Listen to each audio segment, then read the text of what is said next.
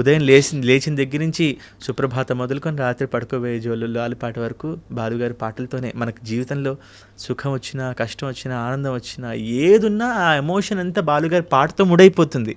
సరదా అయినా ఏదున్నా బాలుగారి పాటతో ముడిపడి ఉంటుంది అనమాట. సో ఇప్పుడు ప్రతి చోట ఆయనే ఉన్నారు. అంతే, ప్రతి చోట ఆయన అసలు ఎన్ని భాషల్లో ఆయన నిజంగా ఆయనకి ప్రణామాలు, నమస్కారాలు అని చెప్పాలి. అఫ్ కోర్స్ ఇప్పుడు అప్పుడప్పుడు చరణ్ గారిని చూసినప్పుడు చాలా మనసు నిండిపోతుంది. నాకు మీరు ఇందాకన్నా స్వర వారసత్వం అన్నారే, అది ఇప్పుడు చరణ్ గారిలో ఎక్కువ కనిపిస్తుంది. ఇంకోటి బాలు గారు తొంగి చూస్తున్నారు ఇప్పుడు అనిపిస్తోంది. ఎందుకంటే అన్ని రకాలుగా ఆయన రూపంలో కావచ్చు, గొంతులో కావచ్చు, నేత బాలుగారి గొంతు గుర్తొస్తుంది కదా. ఇప్పుడు చరణ్ గారిని చూస్తుంటే బాలుగారు అక్కడే ఉన్నారు. చరణ్ గారి పాట వింటుంటే బాలుగారు, ఇది వరకు చరణ్ గారిది ఒక డిఫరెంట్ ఉండేది. నేను ఎక్కువగా చరణ్ గారిని ట్రై చేసేవాడిని ఇమిటేట్ చేయడానికి, ఎందుకంటే నాకు చరణ్ గారి గొంతు అంటే చాలా ఇష్టం. చాలా ఇంకొక చాలా ఎక్స్ట్రా చాలా చిన్న ఒక లబ్జ్ చాలా బాగుంటుంది, ఒక టింజ్ చాలా బాగుంటుంది చరణ్ గారిది. సో నేను ఐ ట్రై టు ఇమిటేట్ ఇది వరకు రోజుల్లో. బట్ ఇప్పుడు అసలు ఆయన చూస్తున్నా, ఆయన గొంతు వింటున్నా బాలుగారు అట్లా కనిపించేస్తున్నారు. సో ఒక సగం భారం దిగిపోయినంటే, అంటే ఓకే మన బాలుగారు అక్కడే ఉన్నారు, చరణ్ గారు గొంతులో పాటలో ఉన్నారు. చరణ్ గారు పాడుతుంటే బాలుగారు అలా ధ్వనిస్తున్నారు, మరి చరణ్ గారు చూస్తున్నా అలా బాలుగారు కనిపిస్తున్నారు. So we are happy.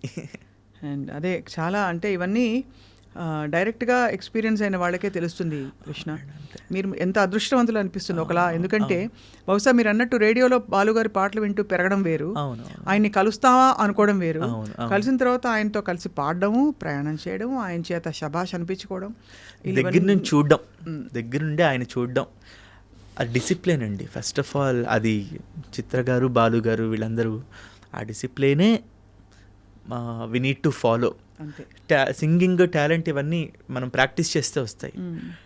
డిసిప్లిన్ మెయిన్గా, పాట పట్ల గౌరవం, భక్తి, భయం భక్తి. మనం 40,000 పాటలు పాడాం, ఏముంది మనం ఏం పాడినా వింటారు అని కాదు, అది లేదు అక్కడ. అది అండ్ అందరి పాటని అప్రిషియేట్ చేసే చిన్న టాలెంట్.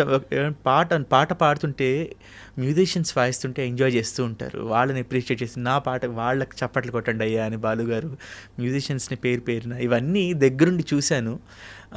సో ఇవి నా మనసులో అలా స్థిరంగా నాటుకుపోయాయి అన్నమాట. సో ఇవే ఫాలో అవ్వడానికి ట్రై చేస్తూ ఉన్నాం అంతే. ఎందుకంటే మనం ఎంత ప్రయత్నించినా 1% కూడా రీచ్ అవ్వలేం. ఆ పెద్దవాళ్ళ ఇది ప్రయత్నిస్తూ ఉన్నాం అనుకోండి, ముందుకెళ్తూ ఉంటాం అంతే.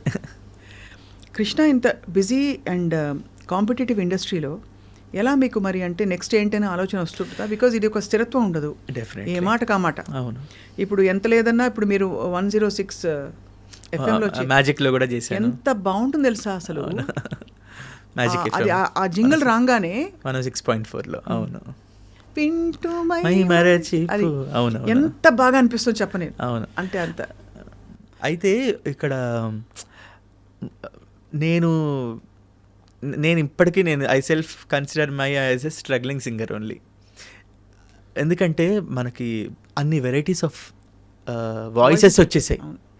అది అమ్మాయిలు గొంతు కావచ్చు, అబ్బాయిలకు కావచ్చు, ఏదైనా. ఇంకా అబ్బాయిల కంటే హీరోస్ కంటే ఇంకా ఎక్కువ ఆలోచిస్తారు, ఇంకా ఫలానా ఇట్లా వాళ్ళ వీళ్ళ అని చెప్పేసి అట్లా కొంచెం మారింది ఇప్పుడు. చాలా మన తెలుగు సింగర్స్కి చాలా అవకాశాలు వస్తున్నాయి. మణిశర్మ గారు, కీరవాణి గారు, తమన్ గారు, చాలా దేవిశ్రీ ప్రసాద్ గారు, ఆఫ్ కోర్స్ కీరవాణి గారు కూడా లోకల్ టాలెంట్కి విపరీతంగా డెఫినెట్లీ అద్భుతం. ఆయన గత కొంతకాలం నుంచి దేవి గారు, తమన్ గారు వీళ్ళందరూ కూడా మన తెలుగు సింగర్స్ చాలా ఎక్కువ పాటలు పాడిస్తూ ఉన్నారు. ఏమండి ఇప్పుడు నాకున్న చెప్తున్నా, నేనే ఎగ్జాంపుల్. నేను కానీ అంతకు మా ముందు పాడిన దీపు కానీ, కీరవాణి గారు ఎన్ని మంచి మంచి పాటలు పాడించారండి. సింగర్స్, మన తెలుగు సింగర్స్ చాలా మంచి మంచి పాటలు పాడించారు. అయినా కూడా ఇదొక స్ట్రగ్లింగ్ ఇదే ఉంటుంది. రేపు ఏముంటుంది, ఈరోజు ఇది అయిపోయింది, నిన్నటిది పాడింది నిన్నటితో అయిపోయింది. అది రేపు కొత్త పాట వచ్చేదాకా కూడా నిన్నటి దాంతో మనం వేలాడలేము. డెఫినెట్లీ. సో కొత్త వాళ్ళు ఎవరు వచ్చినా కూడా నేను ఏదైనా జాబ్ చేసుకుంటూ మీ ప్యాషన్ని కంటిన్యూ చేయండి. If you are getting really busy అప్పుడు కావాలంటే పక్కన పెట్టండి అని నన్ను ఎవరైనా అడుగుతున్నప్పుడు నేను చెప్తా. ఎందుకంటే మీరు చాలా బిజీ ఉండి మీరే కావాలి, లేకపోతే ఫలానా ప్రోగ్రామ్స్కి మీరే కావాలన్న ఒక బిజీ టైం వస్తున్నప్పుడు మనకు తెలుస్తూ ఉంటుంది కదా. సో అప్పుడు కావాలంటే మీరు దిగచ్చు. బట్ ఏదో ఒక పార్ట్ టైం జాబ్ అయినా చేసుకో. ఇప్పుడు నేను టాల్ రేడియోని, టచ్ ఏ లైఫ్ వారి టాల్ రేడియో, దాంట్లో నేను ఆర్జేగా వర్క్ చేస్తున్నాను లాస్ట్ 2.5-3 years నుంచి. వీకెండ్సే షోస్ రికార్డ్ చేసి ఇంట్లోంచి మనం పంపిస్తూ ఉంటాము. So I'm doing something. అది ప్రాక్టికల్ అప్రోచ్. అది ఇక్కడే కాదు ఎక్కడైనా, ఎందుకంటే చాలా ఉంటాయి. ఇప్పుడు ఒకే గొంతు మనం 10 సార్లు అంటే బోర్ అని చెప్పను, మళ్ళీ ఇందాక చెప్పినట్టే వెరైటీస్ కావాలి.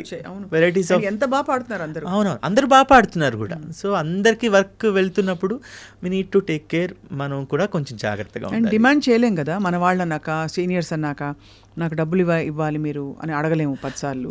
అవి ఆటోమేటిక్గా వచ్చేస్తాయి. అంటే అందరికీ ఇప్పుడు వాల్యూ బాగా తెలిసి మన మ్యూజిక్ డైరెక్టర్స్ లేదండి, తప్పకుండా. అయితే ఒకటి, ఇప్పుడు నాకు ఇంతే కావాలని కూర్చుంటే అది వేరు.